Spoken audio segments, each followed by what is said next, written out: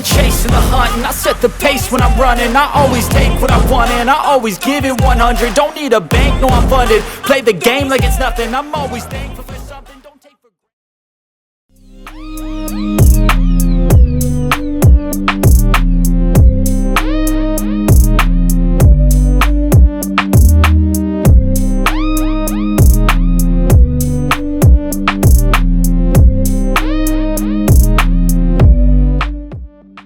What is going on, everybody? This is the Disclaimer Podcast, and I just wanted to just come in here, make a note, and that is, obviously, my hair looks a little bit different. I don't look, I guess, as crazy, maybe is the word, that I used to. Anyway, I really wanted to, talk about this next guest. He was amazing. He is well known here in Grand Junction, Colorado. He does a lot of cool things. He was able to work with a lot of cool people, and we'll get into that in the podcast. But I just wanted to, let you guys know that we were able to not only get a fade on the podcast, but this was original. This was a different podcast. So I just wanted to be able to kind of show that to you guys in a different way. But anyway, I hope you guys enjoy this podcast. This is episode 8, and please welcome Manny Ramirez.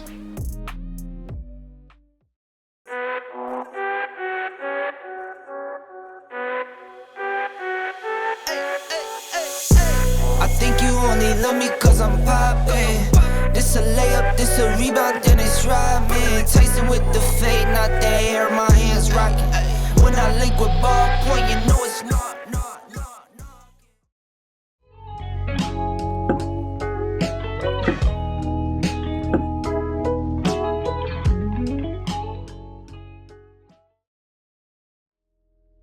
All right, welcome to episode 8 of the Disclaimer Podcast. Tonight we have on Manny Ramirez, and I'm actually super thrilled to have him on tonight. Obviously, as you can tell, live on the podcast, he's giving me a fade. I'm actually pretty nervous because I've never got one before. But yeah, so I'm going to give you your flowers, Manny. And I'm going to say that you are, a person that I actually really wanted to have on ever since I heard of you. And I'm glad you're able to make time to come on tonight. This is super cool. I'm kind of a hot mess right now. But yeah, so the first thing I want to mention, Manny, he does run his own shop. He has, he knows a lot of people, and he has cut some really cool people. Those people being Bradley Chubb, Desmond Bain off of the Memphis Grizzlies, and Justin Jones. So, it's really cool, and I'm super excited to have you on. So thank you for being on, Manny. Of course, bro. Appreciate you having me. Yeah. So the first thing I kind of wanted to get into is, would you, I guess, be willing to talk about kind of like your background, like where kind of you grew up, maybe like you have any siblings, family, and then what made you want to be a barber? Right. Yeah, bro, for sure. So I'm from Delta. Mm-hmm. I grew up here in a small town. I'm pretty sure everybody knows where that's at, but I grew up there with my mom, my dad, and a brother and 2 sisters. And that's pretty much the gist of it, bro. That's pretty much all there is to me. I grew up playing sports. Oh, really? Yeah. I played a lot of sports. I went actually to college to be a kicker at Western. So I love sports a lot.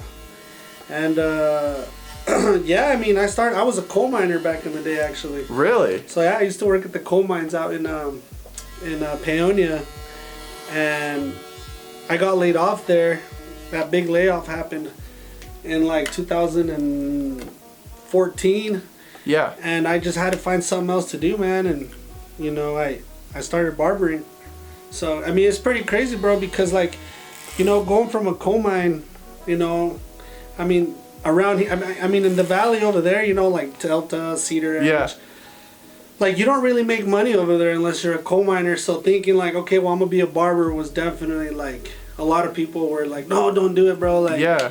you really can't go anywhere with that. Like, it's just not a good thing, you know. Like, you should coal mine. Like, they're gonna transfer us to this mine, and I was like, right. I mean, they put a lot of like negativity in my mind of what I really wanted to do, but yeah, I'm glad, and I thank God that I didn't listen to them, and I actually chose the path that I wanted to, which I didn't think I would really make a lot of money doing it, but it's like what I thought would make me happy, and it did, so I pretty much chose happiness over money at the time.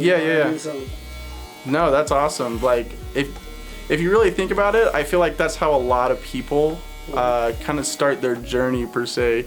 Like, it seems like there's always negative feedback, and a lot of people kind of are confused of like what other people may be doing, or maybe what other people are doing is lame. They just don't have the right. Yeah, and I mean, when I was barbering, it was like you see a lot of barbers popping up nowadays, but like back when I was doing it, I mean, it wasn't that cool to be a barber. You know what I mean? It wasn't like, oh, like that guy's a barber, this and that. It wasn't like that back then. Right. It was like, wow, like you're really at the bottom of the tier, like that's really what you want to do with your life, and it turned out to be pretty good for me, but it's not. It's definitely something that a lot of people saw as like, taking a step down.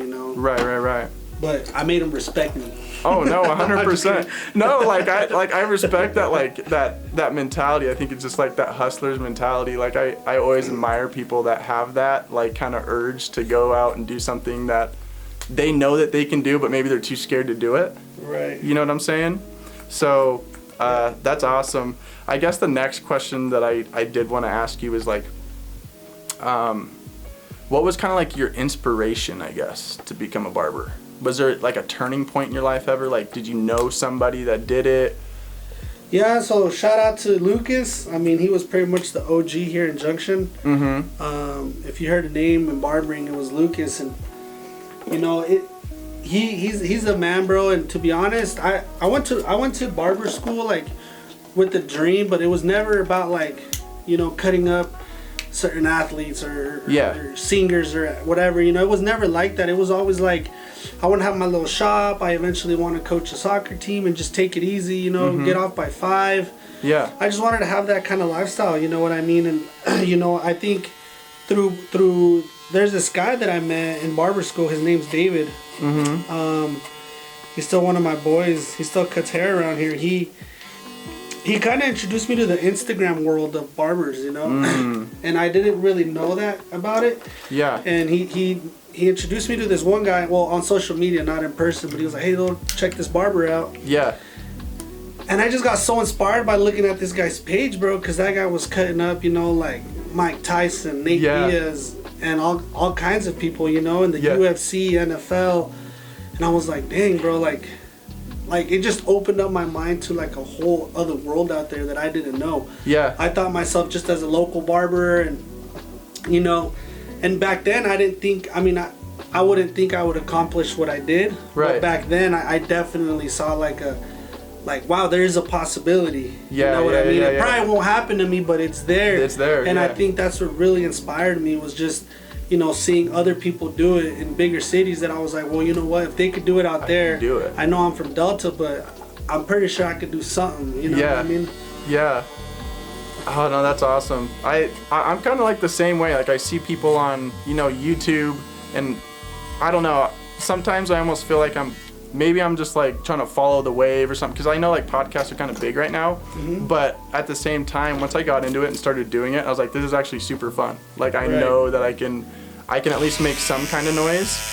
And that was kind of like mentality, is like, if anybody can do it, I can do it. I just have to like, just jump in. And you see, bro, like, that's the difference, is that everyone's different, right? Yeah. So like, just because you see a lot of other people doing it, it doesn't mean that it can't happen to you the way it happens for other big people that do podcasts. Yeah. You know what I mean? Yeah. Because it could definitely happen to anybody, bro. Like, and you, like, before, we started this whole podcasting and everything, you seem like you got a lot of passion for what you do. It's not like you're just, just doing it to do it. You kind of got your whole setup and everything. Like, you're taking it serious, bro. And that's like a big thing that, you're doing it for yourself, and you're having fun doing it, which I think is a big step, But I think it's always a good plan to do what you love to do and add a little bit of you in it. Just because a certain person's doing it one way doesn't mean that has to be the way for you. Yeah. Or that's the only way for you to do it. Yeah, You know what I mean? Yeah. No, I totally agree with that. I feel like, because I see like your Instagram posts and everything, I like the way you post, like, you kind of have like those like inspirational like quotes on, each one of your posts and stuff like that. And I think it kind of like brings and draws a little more attention to just like maybe you just being a barber. Like, it shows that you have passion for something. Yeah, I think it does. I think I do have a lot of passion for it, man. And I think also, I feel like I'm just really super proud of myself, like, like a lot of people can't really say that, but I truly am proud of myself, like from where I started to where I am now. Like just everything I've been through, like in this industry, and I've lived, it's like I'm just proud of myself, bro. I could look at myself in the mirror and just know that, that the person that I wanted to be, I exceeded that, and I'm a better person now. Right. And not just in barbering, but like as a person, as like how like I changed like my heart, and like just the way I see life in a different perspective. It's just I'm just proud of myself for not changing for like who I was, for someone I'm not. You know what I mean? Yeah. I think that like one of the biggest things that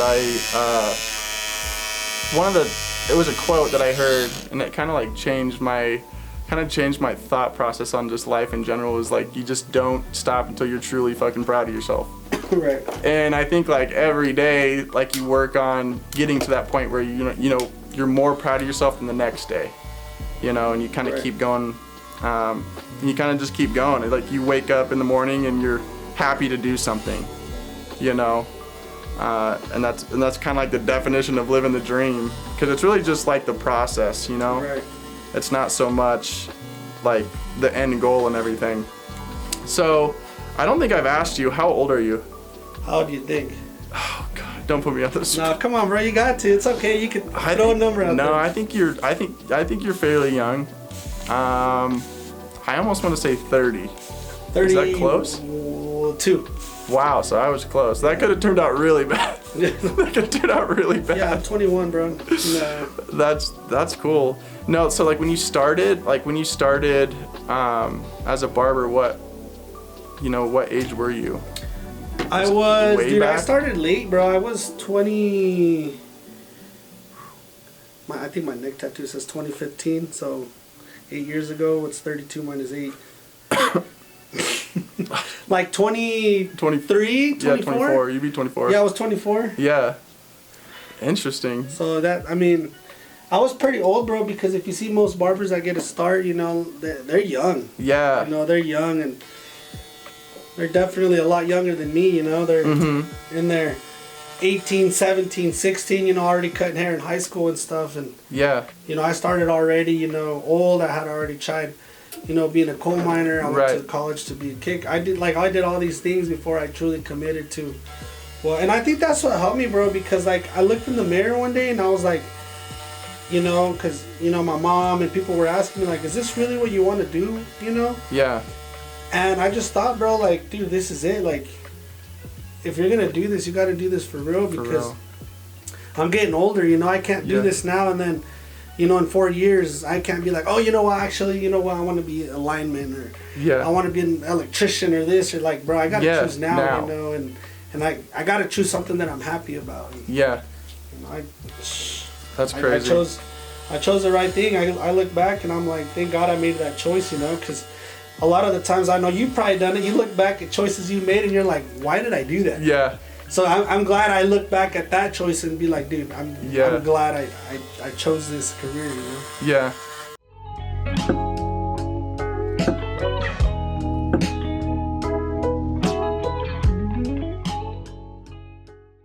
Now, there is one thing, or there is a segment that I wanted to touch on, and I called this segment, let's see if I can find it here.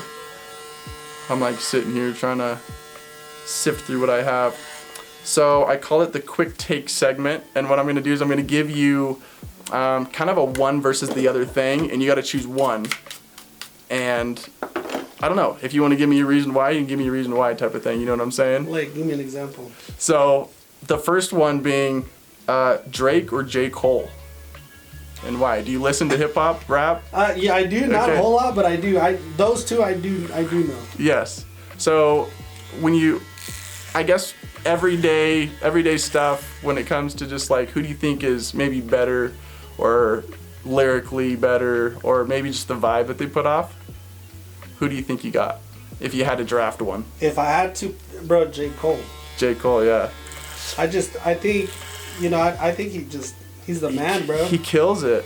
The way he puts together his lyrics, it's almost insane that somebody can think that far forward. You know what I'm saying? And I like too, bro, that he kind of kept it with himself. You know what I mean? Like, yeah. Plus, too, I think I heard the way he came up. Have you ever heard the way he came up? I mean, kind of. Like, I know he came. I think he was like with Jay-Z, right? And he stood outside this place where Jay-Z would come out of every day for like a long time, just trying to give him his recordings, And Jay-Z kept saying like, nah. And now one day he's like got tired of him. He's like, all right, give it to me. And he threw it on, and he's like, bro, I gotta sign this guy guy's like fired. right now, Yeah. Man. So. No, he's just a lyrical genius, and I think Drake. Yeah, I think he was a little famous before, from Degrassi and all that. Yeah. I feel like he already had like a name for himself to kind of get started. Yeah. So I kind of respect J. Cole's grind a little bit more than I do Drake's. Yeah, and he carries himself really humbly. Like he makes a lot of money, and he still like rides his bike to the studio, just stuff like that. Plus Drake sucks at gambling, bros. That guy has screwed me so many times. That I can't pick him for anything. Yeah, it's like, what do they call it? The Drake curse or whatever? Yeah, bro, he is cursed, bro. Like that last year with the Super Bowl. Yeah. I think it's like the biggest bet I've ever thrown down, like up to that point. I think I put like $1,800 on Odell Beckham to go over 63.5 yards. Yeah. And at like 57, that's when he got hurt. And I had found out Drake made that same bet prior to me betting it. Yeah. And I ever since that day, bro, I always fade him. Like this weekend, I took Gain. Yeah. Just because. Yeah. He took Jones. So I was like, I'm going against him. Yep. Like, I always fade Drake. So. It was Even weird. his music, I start to fade. No Drake in my life, bro. No Drake in your life. No, that's interesting because, he did have. I'm kind of the same way. I'm pretty sure I rode with him on a UFC fight earlier this year or something. I can't even remember what fight it was. But then I rode with the Eagles. He rode with the Chiefs, and then I went with you this last weekend for UFC. I went with what's his name? Gain, yeah. I know that sucked. It did suck. I didn't like that because fight. Drake bet it, like I said, I thought we had it. I was like, all right, bro, this is easy. Yeah. But I guess not. I guess Drake gets it right here and there. But. Yeah. All right, so the next one is gonna be, this is not like a. Let me skip that one. I'll come back to it. Parlays or single bets? Single bets. Yeah. It took me a long time to realize like single bets go way further, and I think my FanDuel account will tell you that. Like I used to just try to be a millionaire every day. Yeah. And it's so hard. Right. It's so hard, and I think from that day, it's just for me realizing single bets is the way to go. It's Do you kind of offset your bets? Like do you hedge in any way? Like. I hate to say it, but I only hedge when I feel like I need to. When it's like a big amount. Yeah. Like this weekend, I had that, that parlay was like a 4-legger to make $2,200. Yeah. Off $100. Right.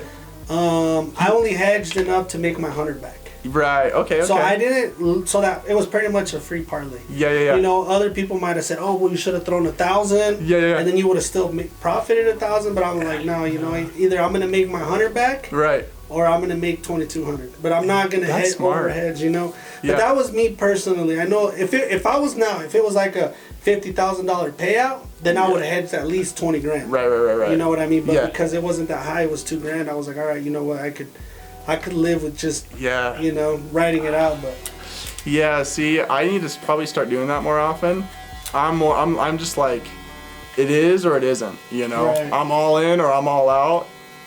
and maybe hedging's kind of the way to go. Yeah, in certain cases I would agree, bro. You know, it just depends too. Yeah. All right. The next one and kind of the final one is, do you watch? I'm assuming you watch NFL quite frequently, hopefully. Daniel Jones or Russell Wilson? So Danny Dimes. Yeah, that's an interesting combo. If you would have asked me in August, I would have been all over Russell. Right. But I'm gonna have to go with my man Danny Dimes. Really? Yeah. I think so, bro. I think Wilson looked terrible, bro. He did. He did not look good at all. He did not look like. I mean, I know everyone keeps talking about the Peyton Manning era, and I'm like, bro, get over it. Like that's gone, you know, like. Yeah. But he just, I felt like he's too full of himself. But that's why I'm kind of happy like Sean Payton's in. Yeah. Because he might change that, and you know, if you ask me in a year, I might be wrong. But for now, yeah, I think Danny Dimes would definitely take my pick.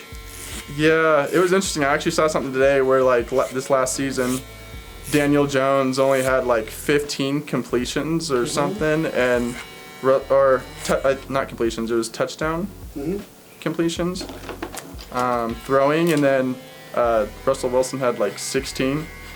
So it's like, yeah, Danny had 15, Russell had 16. I'm like, damn. See, but I think Denver has better receivers. I think so too. You are right. And then the Giants only have what? Barkley? Yeah. That's like their only good players are running back. Yeah, and I think they just franchise tagged him today. Oh, really? And then they just got Daniel Jones for like another like 3 or 4 years or something. Well, that don't surprise me, but I think some people are just stuck like, you know, Matt Stafford. Yeah. With the Lions, you know, I think some good players are just stuck in a bad organization, you know. Yeah. It's an interesting concept. So, I guess since we're on sports, how was Cutting Chub? Have you like created a relationship with him at all? You know what, man? For a while we did. Yeah. So here's a little story. So I kind of quit cutting up like athletes and stuff because my third baby was born. Right. And I was just like, I had to travel to Denver and stuff, you know. And a lot of people wonder like, well, do you get paid or do you do it for free? Like, no, I get paid. Yeah. Do I get paid a lot? I don't get paid a lot. Yeah. But it's worth for one, it's worth the advertisement, and two, it's worth just having my name out there, you know, and you know, I mean, obviously I was getting paid, but I was living out here, you know, like if I lived in Denver, you know, $200 for a haircut seems nice. Like, I just go to his house, but having to travel from here over there for $200 it's not a whole lot because most of it goes to gas and food. Yeah. But by the end of the day, bro, like just the experience and living out a dream I wanted to do, it's good, you know. So I did have a little connection. Like I still like if I wanted to, bro, I could write him right now and say what's up, and he'd probably say what's up, man, you know. Yeah. But I don't really like to bother them. I don't really act like a fanboy around. Yeah. You can't do that. I did have one with him, bro. I had one with him. I had one with his name was DeMonte Thomas from the Broncos. I think every athlete, while I've been cutting the hair, we always have like a little connection. You know what I mean? Yeah. And I think one was from the Rapids. His name was Edgar. I think that was the most connected I've ever been with somebody. Like that guy would take me to the mall with him. Really? Yeah, he took me to a club with the whole team once. Yeah. You know, and you know, I was sitting there. My wife was on my lap, but I think there was some girls like. They had to get in line to get in. Yeah. And I had him like looking at me, and I was like, bro, like I'm not on the team, bro. I'm just a barber, you know. But it was funny because like they really be out there like that, bro. And I was like, man, like I'm just a barber, you know. But it was cool, man. Great experience being there, you know. Such a humble guy, you know. And even to this day, I still talk to him. You know, he still texts me. I still text him. And you said he was on. You know, he was, or he still is on the Raptors? No, he was on there, bro. He's old now. He played in a lot of good teams in Mexico. Yeah. But he actually, when he came here, you know, like U.S. in a soccer league, it's more like I'm about to retire kind of thing. Right. So he just came here to retire, honestly. Oh, I see. So he's in Colorado now? He is in. I think he lives in Ohio right now. Oh. I think he moved out there with his family and stuff. But. Yeah. Well, that's awesome. So, like, you travel down and, so you've cut Bradley, some of those big names. And then when it comes to like, when you go there, do you like go to their house to cut them, or like is that like communicated? Do they just let you know where to show up? Yeah, so I'm like, yeah, bro, just give me an address.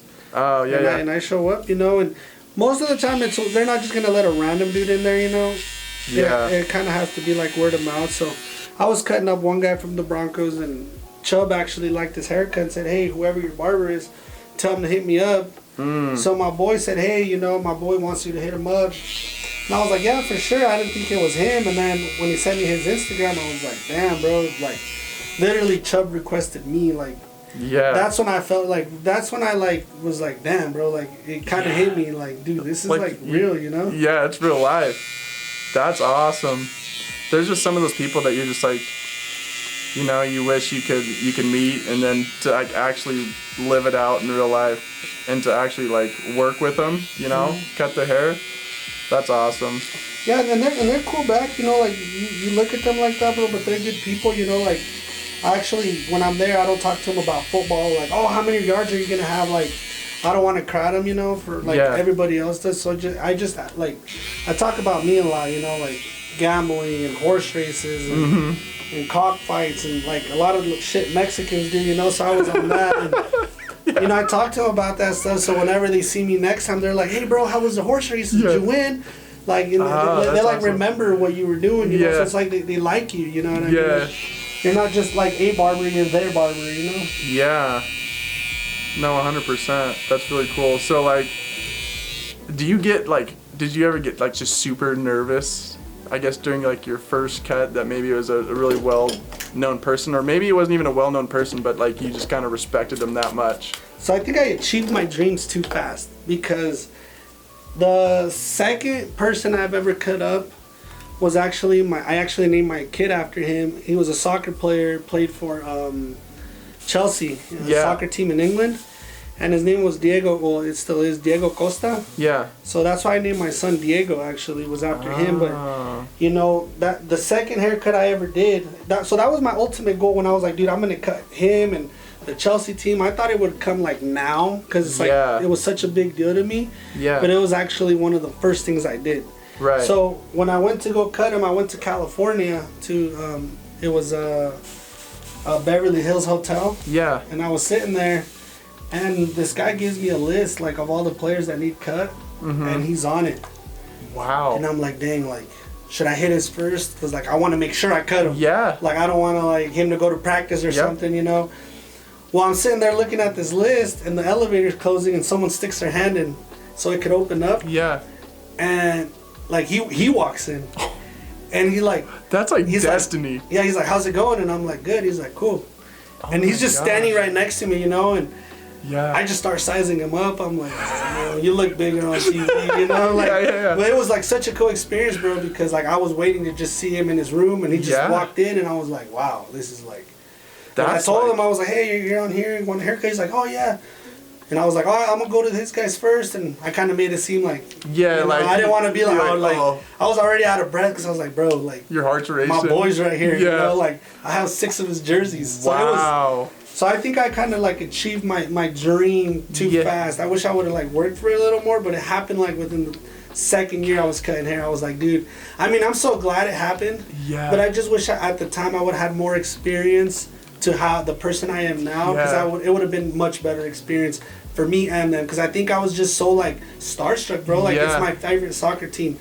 Growing up, I was like, oh yeah, like I didn't really know what to do. Right. Now if I went back there, I have a lot of experience under my belt that it would have been fun, instead of like nervous. Yeah. That's interesting. So wow, you actually that actually is something that like you don't really hear too often. Like you kind of achieve your dreams too fast. Yeah, because that was my ultimate goal. I always said, like, this is the guy I want to cut up. Like, this is how I know I made it, right? Yeah, and then it just happened so fast. Like, after that, I was like, well, I mean, what do I do now? Like, what should I dream for now? And it's just like, That's crazy to think about.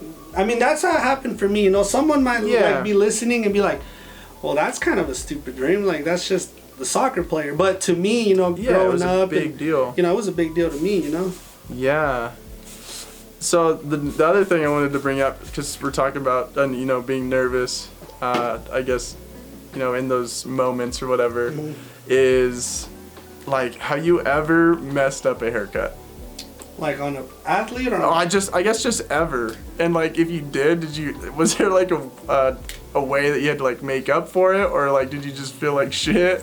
So like I messed up plenty of haircuts, but when I did that, it was like on my boys, like working, learning, you know. Yeah. So I didn't really have to make up for it because they were already getting it free.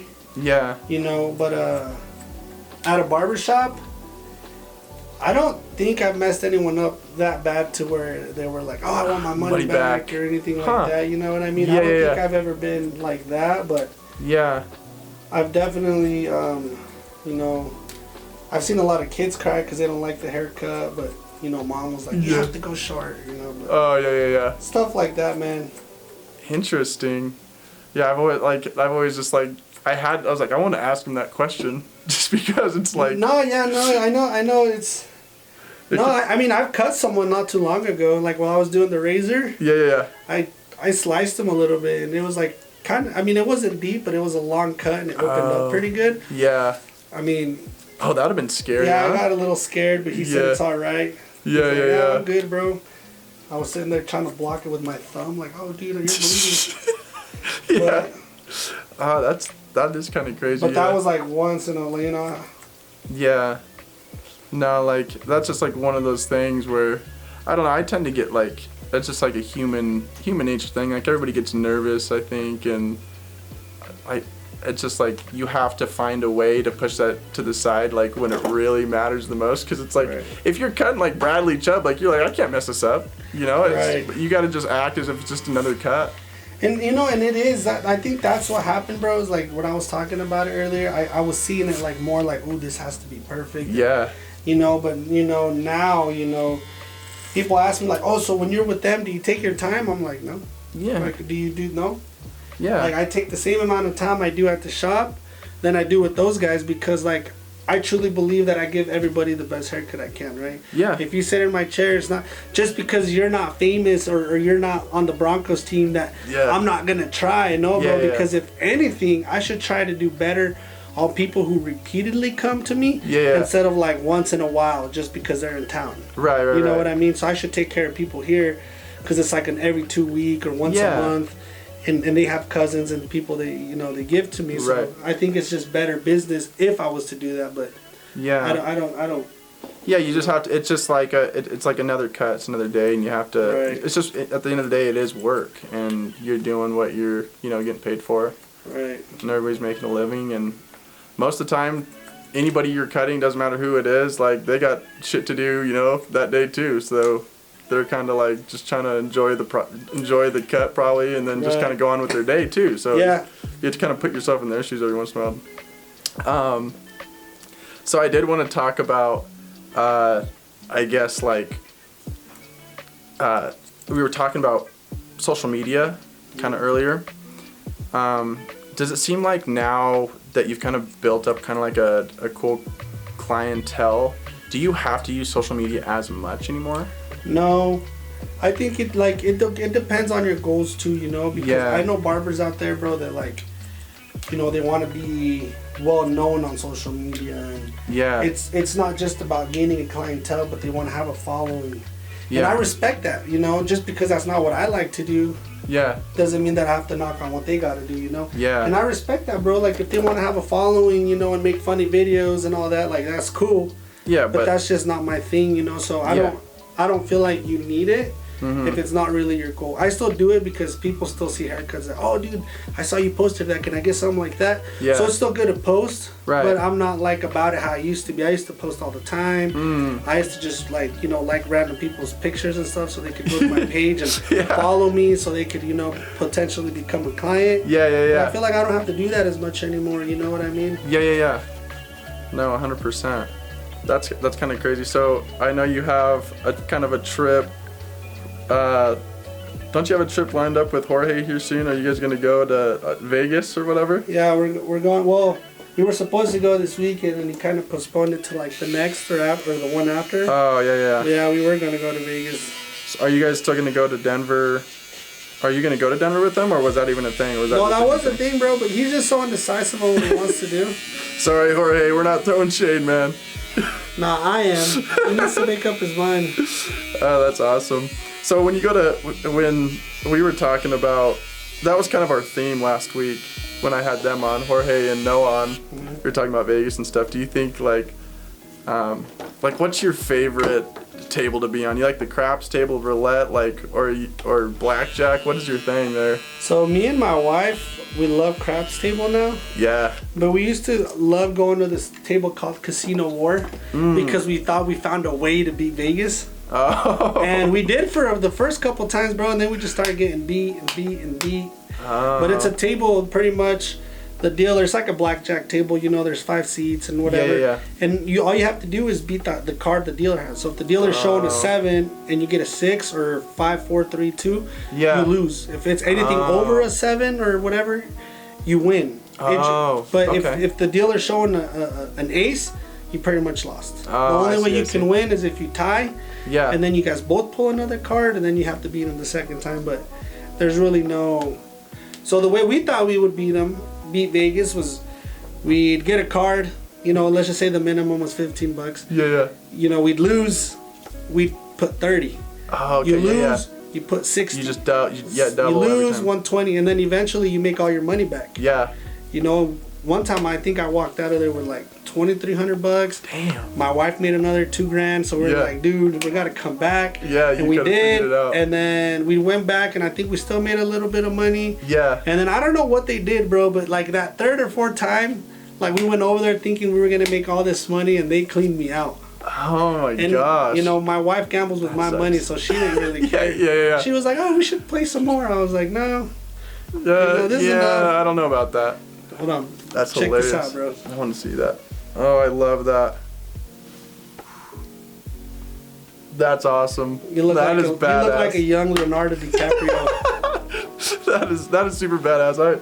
I would have. This is literally the first time I've ever gotten a fade. So you guys are looking at some pretty cool stuff.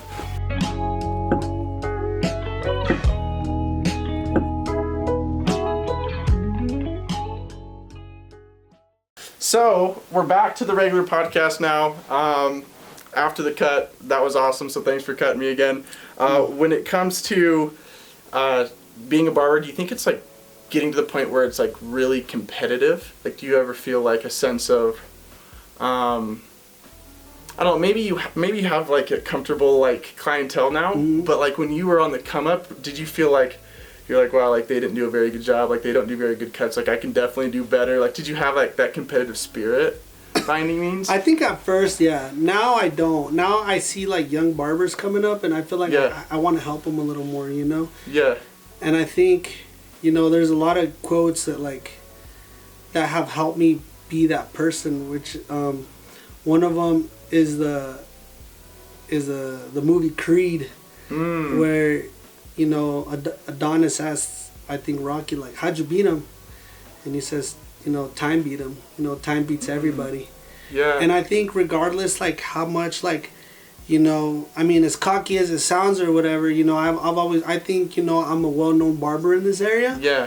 And as like, you know, I don't want to sound arrogant, but, you know, if I happen to be at the top, yeah, like, I don't want to assume I'm always going to be there. Right. Like, I know there's going to be younger guys, hungrier and stuff that want, you know, and they grind, and it's going to happen for them too, you know what I mean? Yeah. And I feel like I want to help them, guide them, Yeah. you know what I mean? Yeah, you've gotten to the point where you've already kind of done what you wanted to do and everything, and now you're just like kind of all hands on deck with other people. Yeah, so there's no like sense of like, not just jealousy, but like no sense of me trying to prove who I am to anybody. Yeah. It's like, dude, like if you need like any advice or stepping stones or whatever you need me to throw out there for you, you know, guidance, like I could help you, you know what I mean? Yeah. It's like the other one too was you know, in the movie Cars, my son, he loves cars. Oh, really? And it's I think it's the first one or the third one. I think he's starting to lose a lot to Jackson Storm. Yeah. And he's struggling with that mentality, you know, of like he's trying to be that top dog at an older age. Yeah. And then he finally realizes that, like, dude, like, I don't have to be the top dog. I could guide and help other people, you know? And I think that just opened my mind up to, like I want to be a mentor to these people, you know? I don't want to be like, oh, look, this dude's, you know, 32 years old and he's trying to outdo a 21-year-old. Like, nah, bro, like, there's no sense of that inside of me. It's all love, you know, for me and all the people that are coming up. And, you know, some of my clients, they're like, dude, I want to be a barber. I encourage it. I'm not like, oh, this guy, he might take some of my clients. It's like, no, bro, do it. You know what I mean? Like, do it. But do it, you know? Oh, yeah, do it. And do it good and everything. And that's kind of the cool thing about that is, like, the more relationships and the more you can, like, give back and help after you've maybe mastered a certain trait, I feel like it all comes back anyway. You know what I'm saying? Yeah. Like it just creates a full circle. Like, there's enough money in the world to go around for everybody, and it's not even about money about 90% of the time. It's just kind of like how hard are you going to work. Right. And if you're going to show up. And even if I could, bro, cut up everybody, like, I wouldn't want to cut up everybody. Because, like, there's been clients that come and, like, I'm like, dude, like, I just don't click with him. I don't really want to be your barber. Yeah. You know what I mean? Like, right. So I understand some people are like, oh, well, he's cutting him up now. I'm like, dude, there's like 100,000 people in Junction. Oh, yeah. Like, why are you fighting over 2-3 guys? Like, go find people and bring them to your chair. People that don't have barbers, because surprisingly, I don't know how, like, all these like haircut places at, like, these Walmart branches. Yeah. I don't know how they're even open. But, like, those are the people that you need to fight for, not someone that's in this barber's chair, that barber's chair. Like, go get people, you know, and give them a haircut that they're never going to want to go somewhere else. Right. You know, why try to convince them that, like, I'm better than Jeff down the street? You know what I mean? Like, like, there's so many more people out there. Why do that? Yeah. You know, I just think it's kind of stupid. No, that is stupid. like you said, I feel like if you're going to go after somebody else, go for, like you said, like, people that go get their haircut because you know no offense to them, but you know they're not getting the best haircut out there. Yeah. You know what I mean? They don't, and you know they hire whoever, like, applies, really. Right. You know what I mean? And I mean, some people get a start there. I met some good barbers that start there. Yeah. And then they started there, or cosmetologists, and then they move on to salons, and they're just way better. I think it's like a starting point. Yeah. You know what I mean? So I definitely think, like, you can definitely, you know, find people that don't get haircuts, and then you give them something like what I gave you, and they might be like, from here on out, that might be the haircut they're gonna go to. Yeah. And let's just say you might not want to go to anyone else because, like, oh, Manny already knows how I like it. Yeah. And that's how people think. Yeah, you know, they're true. like, well, I liked it last time and Manny did it. I'm just gonna go to him because if I go to, you know, John on this barbershop, he might not know. Yeah. So then people get that mentality to think that you're the best guy out there. Mm-hmm. You know what I mean? And that's the kind of thing you want to do for people. Yeah. You know what I mean? And that's when you have that returning clientele and they have a lot of love for you, and because you give them the haircut that they think they can't get anywhere else. Yeah. Even though John down the street might do it better than I did. Yeah. But they don't think that. They don't know that. Yeah, because you did that for them. You know what I mean? Yeah. So it's kind of a weird concept, but but it makes sense. Yeah. It's just it definitely makes sense. So the last question I have for you is, since you have, hopefully I'm not drawing a blank, a sharp image, correct? How big do you plan on growing, you know, your business, and do you have people working for you right now, and do you intend to, I guess, expand and get people? Yeah, so I have me and 4 others in there. Well, 5 actually, and 1 guy goes on other people's days off. Yeah. And I always consider myself working with them, not them working for me, you know what I mean? I kind of like to, you know, put myself down or them up or whatever you want to say, like on the same level, because, you know, a lot of people say, Manny, why don't you charge more? But I would feel bad, like, me in there charging $40 a haircut and then my barber's charging, you know, $30 a haircut. It's like, well, are you better than them? And I don't like that feeling. So, like, we're all one in a way, you know? So that's kind of how I like our mentality to be in there, you know what I mean? There's no greater person there, you know? And to grow, I think, you know, I just kind of trust God and see where He takes me, you know, because I really don't plan on that. Right. You know, my goal is not like to have a big barbershop or the biggest or the best barbershop in Grand Junction and I want to leave a legacy. Like, I don't really care about that stuff, bro. To be honest, half the time I hate owning my barbershop. Right. You know, because I got to call, hey, is this guy on time? Is this guy coming? Why aren't you here? Yeah. Your client's here. A lot of the times I wish I could just work for somebody else and just worry about my own. Yeah. So it's not something I take huge pride in. Right. You know, it's not something that I'm like, oh, I accomplished. Like, I'm an owner. Like, I don't see it that way. Yeah, because you have to do it with everything else. Yeah, you know, and I don't really like that, bro. I wish I could just show up to work, clean my station, and then leave. Yeah. You know, I don't really like the fact that I have to be the last one to leave, and why is this guy not here? Yeah. And people asking me, like, hey, can we all get Saturday off? And, like, I don't like dealing with those problems, you know what I mean? So it's not something that I take a lot of pride in. So as far as expanding, I don't really think about it. If I ever get the opportunity and it's an opportunity I need to take or I think I should, I will. Yeah. Because if I can make more money doing it, I would. Yeah. You know what I mean? But it's not something I strive for. Like, oh, I need a bigger one or a nicer one. My shop's kind of ghetto. It's kind of small. It's nice. You know, but the clients that come, they love it, bro. Like, we have that vibe. Like, it's a family vibe, you know? Yeah. People can show up with the 6-pack and drink and... You know, we get people of all backgrounds, you know, come in there and, you know, they always, you know, they click real good with us and they like the vibe we bring. So, necessarily making it bigger is not really in my plans. Unless, you know, like I said, an opportunity presents itself. Right. Then maybe, yeah. You know,